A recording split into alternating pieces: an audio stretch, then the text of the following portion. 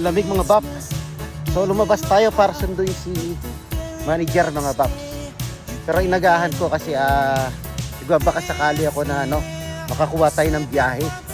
Kasi nga ngayon Sabado. So ngayon lang ako lumabas ng ganitong oras mga paps. Although hindi pa naman gabing-gabi kasi pa lang 5:30 pa lang mga paps. Pero madilim na kala mo gabing-gabi na. So punta lang tayo ng Riles. Kasi naiihi ako mga paps.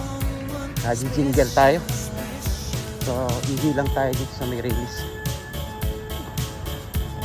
Yan, pasok tayo dito mga paps.